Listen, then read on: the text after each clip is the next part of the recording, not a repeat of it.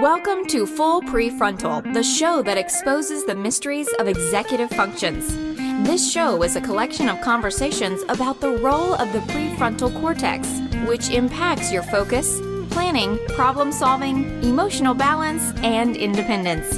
These conversations will introduce mental tools that will empower you to shift your mindset for a successful life.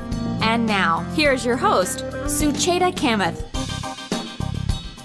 All right. Good morning and welcome back to Full Prefrontal, exposing the mysteries of executive functions. I am here with our host, as always, Sucheta Kamath. Good morning, my friend. Good to be with you, as always. So, all right, help me understand this. So, space travel, the fear of space, and executive functions. How is all this related? Good morning to you, Todd, and good morning, everyone. In my work, I help people to get to know themselves as learners and thinkers. The first step is always hard because addressing a challenge or a weakness or a shortcoming invokes a certain amount of pain of being inadequate. But I like to move away from framing the problem that way. Inadequate assumes that you must bring all that you need with you into this world.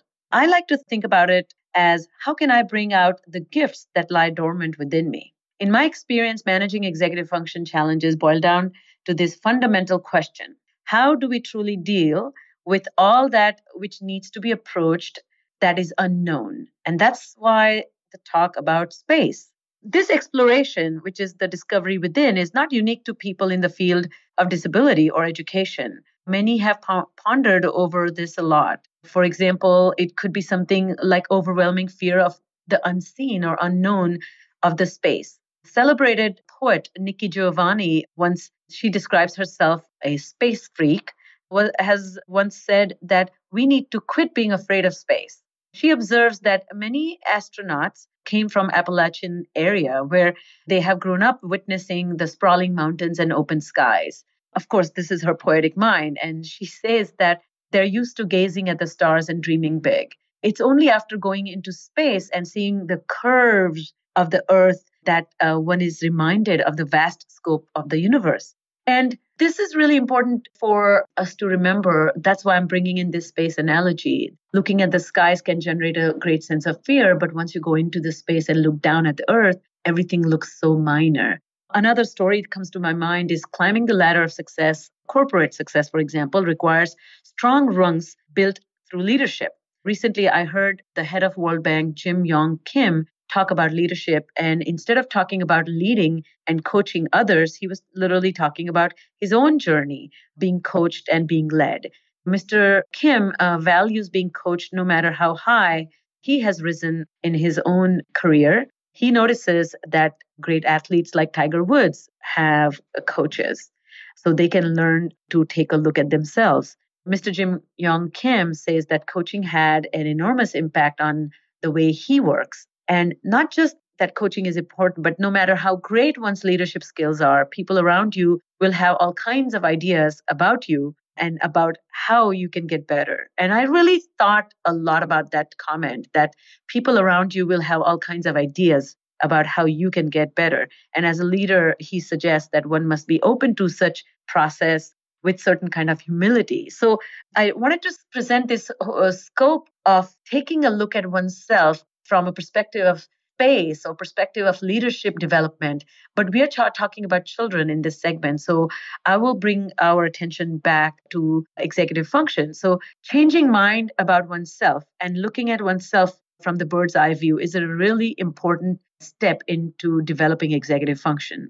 As much as a leader needs to change his own mind or his own skill set, the kids need to do the same. We need to help kids take an aerial perspective on self. And just by looking at the beauty of the stars and the planet, one feels humbled.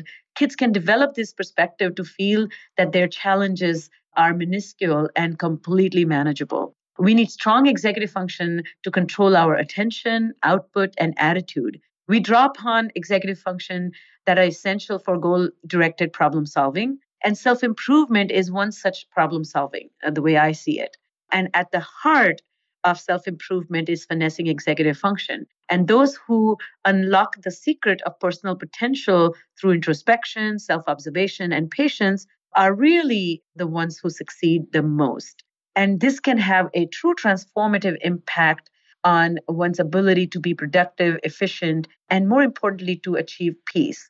So guess what, Todd? Today, my guest, Lynn Meltzer, is going to talk about things like paying attention, resisting distractions, becoming self-aware, and flexibly considering alternative viewpoints for that self-improvement and, in effect, improving executive function. Here's a little background about this highly accomplished and incredibly talented professional that I have had a pleasure to know. Dr. Lynn Meltzer is the president and director of research and the director of assessment at the Research Institute for Learning and Development in Lexington, Massachusetts. She's a fellow and past president of the prestigious International Academy for Research in Learning Disabilities. Her 35 years of assessment and clinical consultation with children, adolescents, and adults have emphasized the critical importance of a theory to practice cycle of knowledge. And this particularly speaks to my heart about her work, this theory to practice aspect. Dr. Meltzer is the founder and chair of the National Learning Differences Conference, which is now in its 32nd year at Harvard Graduate School of Education. She's on the editorial board of a number of prestigious journals. Her recent work, together with her research ILD colleagues, includes books for professionals, such as Strategies for Success, and for parents, such as Parent Guide to Hassle-Free Homework. And I will have links on our website for that. She has developed two award-winning interactive software products. One is Brain Cogs and Essay Express, which I highly recommend our listeners to explore and take a look into. Lynn has been honored with a number of awards for her outstanding contributions to the field, including Council for Learning Disabilities, Outstanding Research Award in October of 2015. Lynn is one of my favorite researchers, and her work and groundbreaking methods in teaching had a lot of meaningful impact on my work and the way I approach executive function training. So I'm very excited today to have her on the show. Well, I am too, Sucheta. I mean, you are aware. I mean, your comments about space really resonate with me because I think you know that I'm a space geek. After all, I named my company after an Apollo program spacecraft, Intrepid, and I've been thinking about and writing about overcoming fear for most of my career. And so what I've come to learn from this show is that to be able to do that, you really have to have strong executive function skills. So this really is going to be a great conversation, Sucheta. I'm really looking forward to it. So let's get to it. Here is Sucheta's conversation with Dr. Lynn Meltzer. Welcome to the show, Lynn. I'm so delighted to have you, and our listeners are up for a treat. Let me dive into this very complex and beautiful topic of executive function. Why is executive function suddenly becoming such a hot topic in education? And in modern classrooms, how do executive function challenges show up? Well, it's a great question. So as I conceptualize it, recently and especially over the past decade, the pace, the pressure, the expectations across the grades have increased exponentially. And even in the elementary grades, students are now expected to complete really long reading and writing assignments, as well as open-ended projects that involve even online research using the internet. And all these tasks really rely heavily on executive function processes. So students are now expected, and this is now children, adolescents into young adulthood, are expected to become proficient at note-taking, studying, open-ended tests. And these are all tests that require the simultaneous organization and synthesis of many different processes and many different skills, as well as the mastery of many different digital and print materials. So academic success is now heavily dependent on students' executive function processes, which means in the way we conceptualize it, the ability to plan their time, to organize and prioritize materials and information, to shift approaches flexibly, to problem solve flexibly, to monitor their own progress, and to edit their own work, which is also often part of self-regulation. But these executive function strategies are not taught systematically in school. They're not the focus of the curriculum, and the curriculum now still emphasizes competency and proficiency in the 3 R's, reading, writing, and arithmetic. So classroom instruction still does not focus on the how of learning, but tends to emphasize the what of learning. And classroom instruction still does not foster students' understanding of how they think and how they learn, or what we call metacognitive awareness. So as a result, there's still a large gap that separates the skills and the strategies that are taught in school from the executive function processes that are needed for success in school. and in the workplace, as we all know. When students are required to coordinate these skills that are required for these multi-step projects and multi-step tasks, like complex reading, complex content writing, long-term projects, they often have difficulty what I call sifting and sorting the information, which is really organizing and prioritizing. So for them, if you think about a lot of information coming to the brain through all these different sources, books, multimedia, online sources, kids are sort of reading all this information, and then they have to sift and sort and figure out what's important, what can I ignore. That information often gets clogged. And the paradigm that I developed way back in 2007, and that has been published a lot in various books and on our Smarts Online curriculum, is that of what we call a clogged funnel. So it's a clogged funnel paradigm, which we use to frame out and to explain executive function. So with viewing things as a clogged funnel, kids need to learn how to prioritize, how to organize, how to shift flexibly, how to hold information in working memory, and how to edit. And if they do that clog gets relieved and the information flows freely. But so many kids get homework assignments and they sit in front of their computers for hours. Their parents think they're doing their homework. They tell their teachers that they were working so hard, and at the end of the day, they have a paragraph that they hand in. And then everyone's flummoxed, including the kids, because they don't know why they can't produce. They know they've been working hard, but they're stuck. And they can sit there doing nothing for a while. It's this clogged funnel is the way we sort of explain it. So this is why so many of the students, while we think, to answer your question, why it's becoming such a hot topic in education, because our curriculum is changing and the instruction is not teaching these strategies. So let me just you asked me to give a few examples. So these are the kids who might struggle with open-ended tasks because they can't prioritize and organize the steps. They have difficulty shifting between the different steps, such as outlining and then composing their written work, or computing and then checking their math. They may overfocus on details and ignore the big picture or the major themes, like when they read books, write papers, or they study. They often struggle to take notes or to outline because they can't organize the information conceptually. They lose track of the main ideas. And as we know, outlining and note-taking are not taught in schools. Everyone expects kids to just imbibe these from the atmosphere. And yet, especially with a lot of online material, students really need to learn how to figure out what's important and to take appropriate notes. When we talk about these demands on students in 21st century, you would agree with me that we are also kind of talking about their inability to balance their schoolwork as well as their social life, as well as their household demands. So you're talking about very specific academic abilities which are not taught. So the learning to learn skills are the biggest reason why executive functions have come into play. But they also, I see that their inability to go home and then, balanced way, watch TV shows on Netflix, or, spend time texting their friends and then come back to work. So that also, you would agree, constitutes executive function emphasis that they need to balance and understand? Absolutely. And that's sort of part of this prioritizing, organizing, planning. But that's what we teach kids a lot, is how you schedule all these various activities into your lives, because academics take up something like the largest proportion of their lives in terms of being in school and then having to do homework. But students really need to be able to balance all those various components. And if they can't really plan and schedule and organize, then they tend to focus on the fact that they've just been texted by a friend to come to to do something that's more fun. And so therefore, they move away from the work.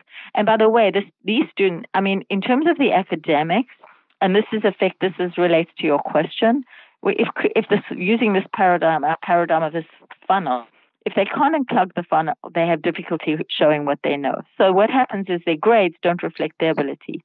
And they might be working hard and overworking. So they spend more time on working, and then they're labeled often by teachers as unmotivated or lazy.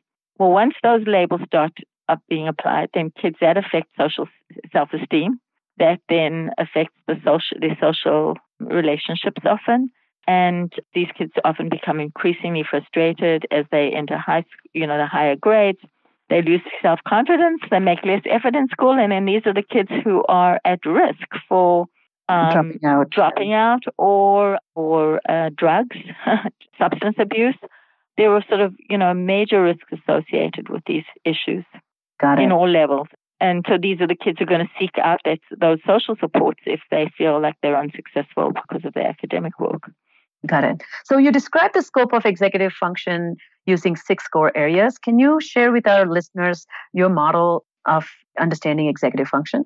Yes. Well, so in all of our clinical research and teacher training work at our 2 institutes, at our clinical institute, the Institute for Learning and Development, ILD, the Institute for Learning and Development and Research, ILD, as well as in our books and our SMARTS online program, we emphasize 6 core areas that we feel are important. And I'll tell you these very briefly, and then we can go into more depth in a few minutes about some of them. So the first one is metacognitive awareness, which refers to the ability to learn how to learn and to think about how to think. So once students understand their strengths and weaknesses, as well as which strategies match their learning profiles, then they're more willing to make the effort to apply these executive function strategies to their schoolwork, their homework, and their home lives, because that's when they can balance their academic work with their sports and with their, music and art, and of course, just hanging out with friends. And I feel strongly that metacognitive awareness is the foundation of active and strategic learning and is a major building block for self-advocacy, which is so important for kids with any kinds of learning and attention difficulties, and then on long term for academic and life success. So we can talk in a little bit more detail about that in a few minutes. So that's the first area, metacognitive awareness. The second is goal setting. And goal setting, as we know, refers to ability to set short-term or long-term goals. But what we emphasize in our work and in our curriculum is that those goals have to be attainable and doable, is what we call it. So we teach kids how to set doable and achievable goals and to identify the obstacles that can get in the way of reaching their goals. So, for example, a student who's, failing in math and then sets a goal of, I'm going to get an A, at the end of this quarter, when the quarter is 2 weeks or 3 weeks away, that is not a doable goal. And so it's like, okay, you've got to adjust this. Yeah, let's be realistic and say you're going to go from failing to hopefully a C. And what are the steps you need to take? Well, you need to be scheduling yourself to do your homework, to do your math every single day. Over the weekend, you have to do X amount of time. You're going to have to use these strategies for checking your work. Let's identify what the core issues that are getting in your way, that kind of thing. So that's goal setting. Then the third area is cognitive flexibility, which I feel metacognitive awareness and cognitive flexibility are the 2 areas that I view as like the core of executive function. So cognitive flexibility is the ability to think flexibly and to shift between different approaches. This is often challenging for students, and especially for kids and adults, especially those with learning and attention difficulties. So how would that look like in a classroom? Can you give our listeners an example? Yes. So in a classroom, so many of the activities that students are getting involve cognitive flexibility. Reading comprehension, going between the main ideas and the details and back to the main ideas is a task that requires cognitive flexibility. Understanding and differentiating between concrete and abstract terms, between what's literal and what's symbolic, between major themes and the details. Students need to learn to use context clues in text to estimate answers to word problems. So in math, going back and forth from the computing the problem to figuring out what's my estimate, what's my big picture, starting with my estimated answer, then going back to the details, what is my calculated answer, and then going back to, does my answer make sense? We always teach kids to go back and say, and ask that big question with their reading, their writing, their math. Like, does my answer make sense? Because that pulls them back to the big picture again. And in a few minutes, we can talk in more detail about cognitive flexibility because we have a particular paradigm that we use to explain that. So that's cognitive flexibility. We've talked about metacognitive awareness as the foundation, and then goal setting and cognitive flexibility. So let me mention organizing and prioritizing as the next one. So that's the ability to sift and sort and categorize information, materials, schedules, time, the issue of planning time, which is so challenging for kids. That's where the struggles with homework come into play, because kids will think that, it's fine if I'm on the phone with my friends on my cell phone and playing on the internet and playing, games for the next 5 hours. And if I start my homework at 9 o'clock, I should get done. And of course, they've got about 5 hours of homework. When you refer to prioritization, is that with respect to time, importance, or value, or all three of them? That's the way I use those parameters to explain prioritization. How would you relate prioritization to goal setting? It's all of those things.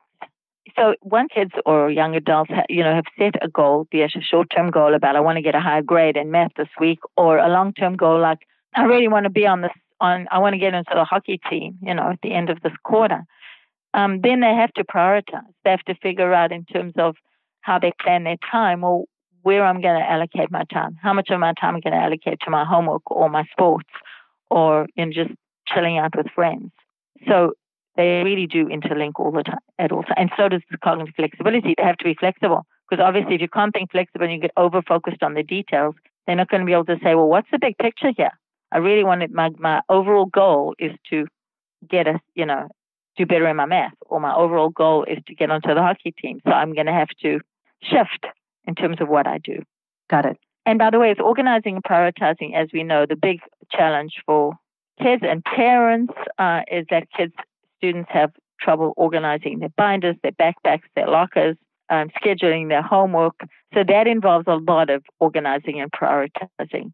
Exactly. Based on level of, so kids, we teach students to prioritize based on level of importance, which is what you're relating to value, and using charts and graphic organizers to separate them, to basically prioritize main ideas versus details.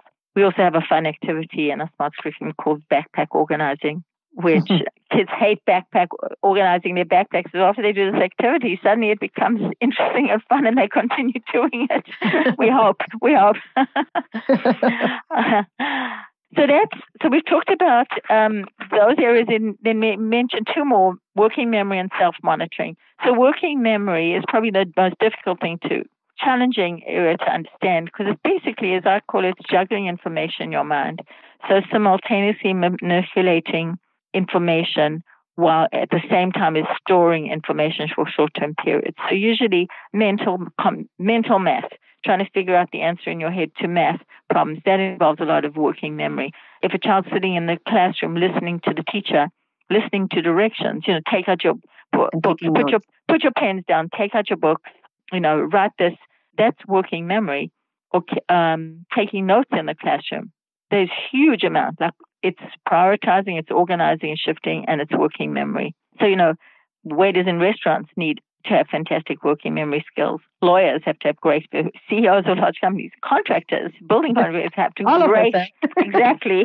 It's like, it's a core process. And then the final thing is self-monitoring, and that often relates to self-regulation. One can define it more narrowly in terms of finding and fixing your own mistakes, which is or the ability to stop and check and then make corrections.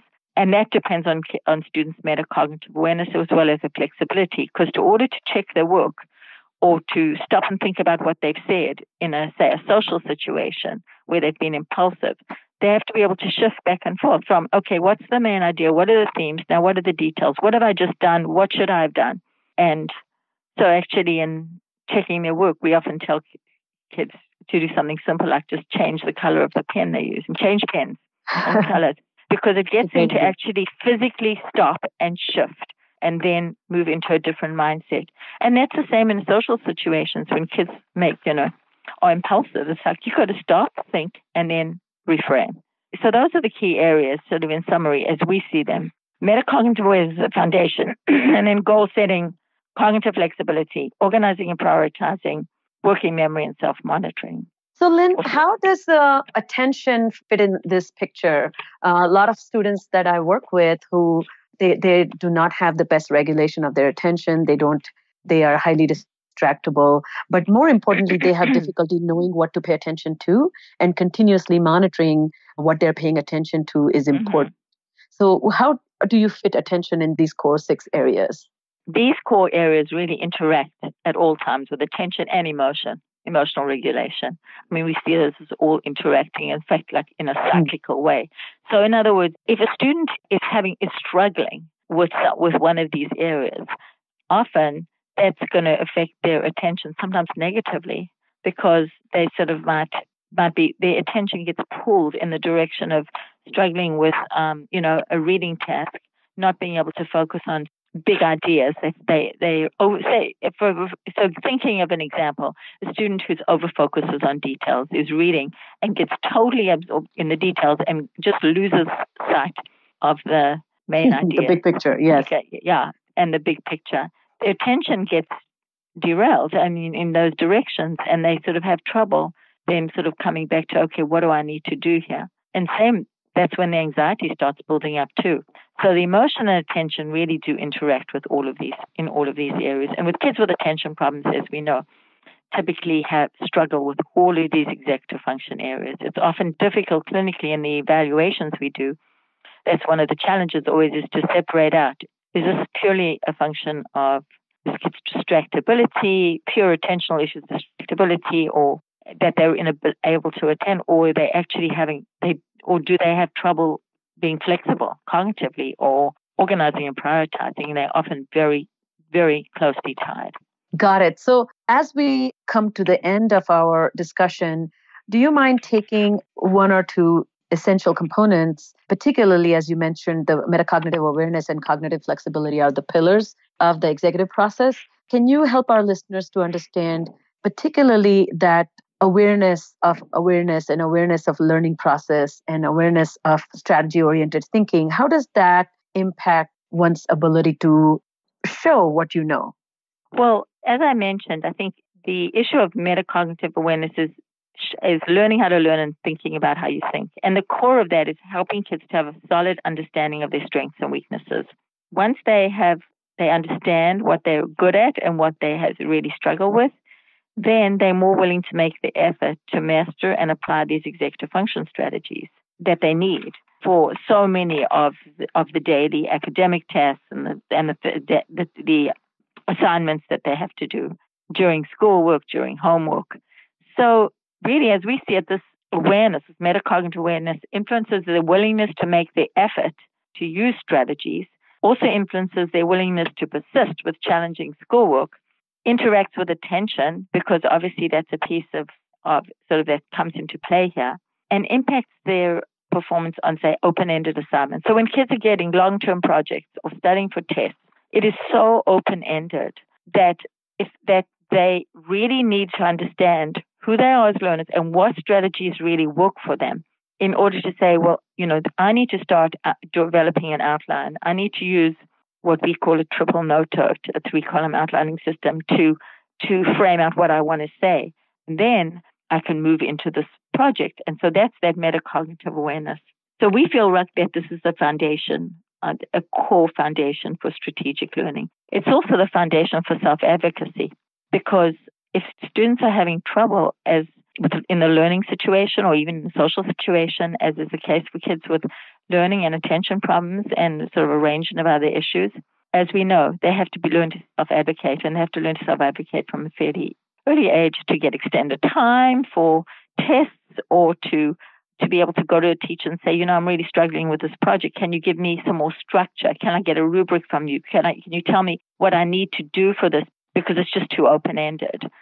So you want to ask for help if you don't know in what ways you're struggling, or you won't even know if you are struggling, then you won't go to seek help. Exactly.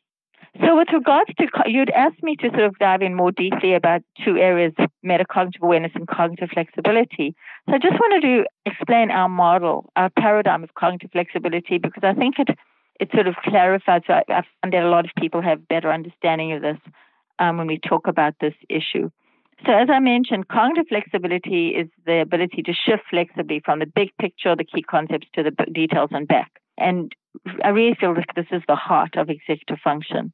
The paradigm that we've developed to help educators and professionals understand this is a very easy one. If you think about yourself taking a hike to the top of a mountain or viewsite, or even standing at the top, walking at the top of a building, when you reach the top of the mountain and you look down, you have a bird's eye view of the entire panorama spread out below. In other words, you have an overview of the big picture. You don't see any of the details. In contrast, if you think about standing, then hiking down to the bottom of the mountain, when you're standing there, you only see the thousands of leaves in the trees. You often don't even see the individual trees or the tree trunks. So cognitive flexibility is the ability to shift back and forth between the big picture seen from the mountaintop and the thousands of details seen from the bottom of the mountain.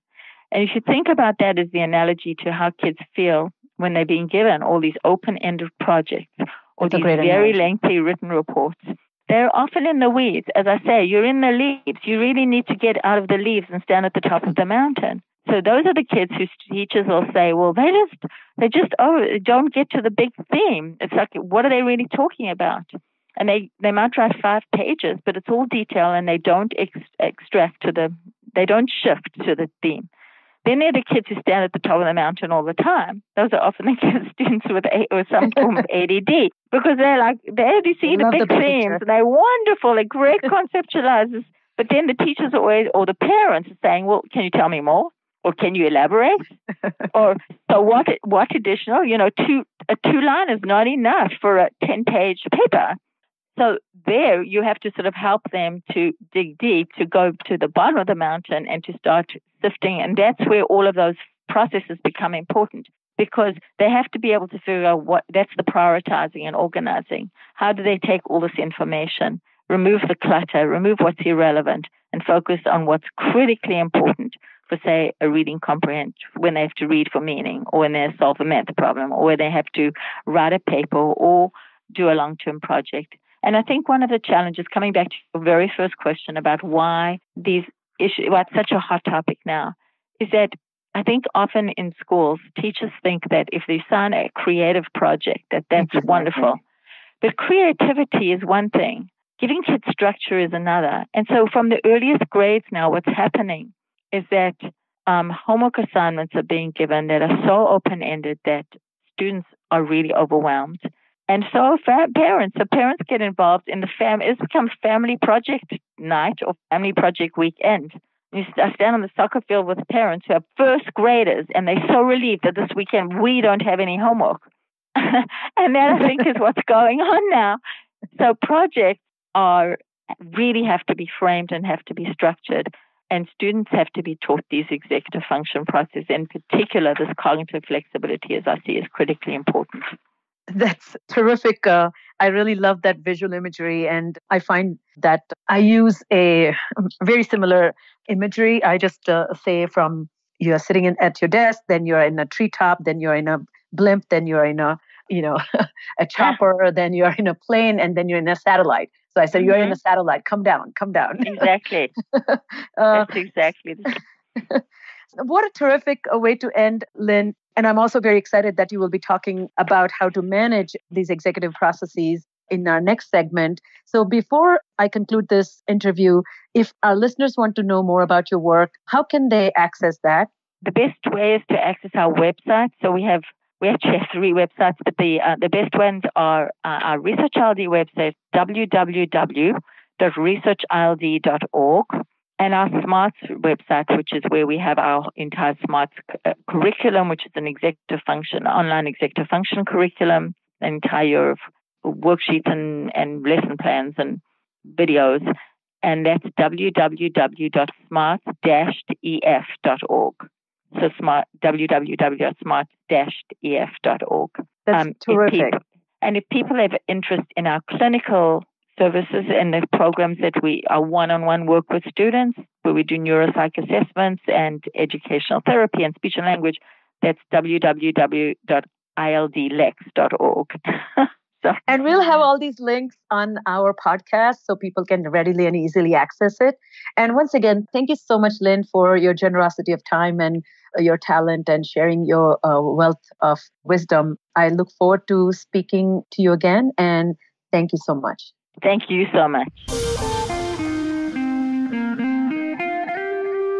Wow, Sucheta, what a fantastic conversation with Dr. Lynn Meltzer about executive functions. I mean, it's very clear to me that being in school these days is just not easy. Students these days are expected to be experts in learning what they have been taught, but they are really not taught how they can persist when they're facing challenges with certain parts of learning, which is learning to learn. And more importantly, they're not taught the aspects such as coordinating multi-step project or preparing for a test that has multiple choice answers. So really there is no outlining to be presented. You have to get really good at reading comprehension and evaluating the choices. Or take something like studying for different subjects which have different emphasis or different ways the information is presented. So tailoring that learning and how to learn that particular content with that particular teacher is never taught. And Lynn was so clear when she explained how that poses to be the most difficult aspect of executive function and 21st century learning. Well, Sucheta, an awful lot to take away from your conversation with Dr. Meltzer. Lead us off. So what should we take away from this conversation? Yeah, thanks for asking about that. I think she was very clear, but I like to present this information to our listeners who want a more, consolidated version of it. The first thing I would say, the first takeaway for me is that academic performance in 21st century is dependent on students' self-understanding as well as their capacity and ability to plan their time, organize their task, and prioritize their ideas. And how flexibly they shift and monitor their progress is really critical. As Lynn explained, they are closely related to 6 key areas of executive function. And forgive me if I'm repetitious here, but I'm just going to list them. The first one, she says, was metacognitive awareness, which is truly the foundation skill, which is the awareness of how aware you are. The second is setting attainable and achievable goals that are personally relevant. It's really important here that students know or develop that understanding what is unreasonable and what is unrelated to the goal. And if they don't have the goals, then their actions cannot be tested or evaluated for appropriateness or goal directedness. The third thing she emphasized was shifting between different approaches with great flexibility, like a mental gymnast, so to speak. Why this is essential? Because this helps us or helps the students to avoid over-focusing or losing sight of what matters. The fourth point she emphasized was organizing information, materials, schedules, and prioritizing actions. And that entails not just the superficial aspect of daily life, which is, organizing binders, keeping the room neat, or, for example, keeping the locker clean, desk clutter-free, but it's also going into the deeper aspects of managing papers, managing projects, things like that. The fifth point she mentioned was accessing working memory. And this is the mental juggling act. For example, she was talking about listening while taking notes. I find that this is really a behind-the-scenes skill, but very critical in the way it facilitates problem solving or even simply organization of thought. And the last but not the least was the self-monitoring, which is a self-regulation response. Simply put, I love the way she explained it. It's finding and fixing one's own mistakes. And this takes you back to metacognition, which is once you are aware of who you are and how you think, then noticing your mistakes or noticing any gaps in your approach becomes very easy to circle back from mistakes to strategies. So this is really the most critical part. Again, to me, these 6 elements that she talked about is really the way she frames understanding of executive function. Dr. Meltzer talked about, you've talked about this 21st century education. I mean, Dr. Meltzer and frankly, other guests on this show have talked about that going to school today is a heck of a lot different than when, say, you and I were in school. I mean, comment on that, please. Yes. And I think this is my second takeaway, that educators need to recognize that working with open-ended planning tasks is not easy. Each student needs to adapt to the demands that are placed on them, but the educators need to help facilitate how to adapt. And this is very tricky because we have always assumed that if I tell you, hey, clean up the kitchen, you will know the steps that go into the cleaning up. And when you don't clean up, my interpretation is you knew the steps, but you had no regard for my command or request. And this is a misnomer that the educators need to kind of circumvent. As part of the classroom curriculum across the grade levels, educators need to do 2 things. One is to promote metacognitive awareness that includes like flexible thinking. And second is to teach executive function strategies explicitly and directly to the students. And I thought that's really a powerful message that I have been talking throughout my career to all the educators that I have been interacting with and coaching and training. But this is a nice statement given by expert like Lynn. And assigning projects is a popular method, for example, to promote deeper understanding of a topic. But most students turn their attention to the internet, for example, when they're searching. Internet, however, rarely allows access to all kinds of information, but ultimately the student needs to know ways to formulate cohesive understanding by systematically decluttering that information into a well-formulated thought. And this is an example I wanted to share with our audience that this is an open-ended task and it's not easy. So if the student needs help, and the help always comes in a form of helping to get through that project. It never comes as a helping to develop skills related to managing anything that is as open-ended as that. Well, what's becoming very apparent to me is that learning how one actually learns is critically important here. And it seems to me it's a real shame that that's not taught. Yes, and this is exactly what the third takeaway that Lynn wants us to have from the conversations we have had about this, that when education shifts from mere learning to learning how to learn, things become less transparent for many students. And there is a high chance that such successful students will get lost while learning, or even they might get turned off by these experiences. And this can block curiosity and create aversion for challenges. But finally, such students could potentially begin to doubt their capacity as learners. And this is the shame that you're talking about. We cannot let that happen as educators and champions for our next generation. If the students do not find any personal connection to new learning or teachers who introduce new learning, they could possibly get labeled as in trouble or troublemakers. And it is likely that they are far less encouraged than their independent and self-driven peers. And finally, I just want to emphasize my personal belief that students' attitudes and participation in their learning experience feeds into the way they approach the coaching or help. And such students who have been discouraged or turned off are likely to be risk aversive, and coaching or receiving help appears to them as a big risk. And so Lynn emphasized that the teacher should encourage students to shift their mindset and think flexibly as they approach the academic work. And that flexibility does include thinking flexibly about problems that they're facing. Gosh, well, you just made me think about something that you talked about much earlier in the episode about coaching and how athletes like Tiger Woods benefit from coaching. I mean, I've observed students who see their coach as the enemy, as a disciplinarian, as someone who's not a friend. And I've seen students and athletes look at a coach as an extraordinarily valued partner. And I'm beginning to understand how that dynamic happens. So that's quite fascinating. All right. Well, that's all the time we have for today. And great conversation with Dr. Lynn Meltzer. On behalf of our host, Sucheta Kamath, and all of us at Cerebral Matters, thank you for tuning in and listening. And we look forward to seeing you next week on Full Prefrontal.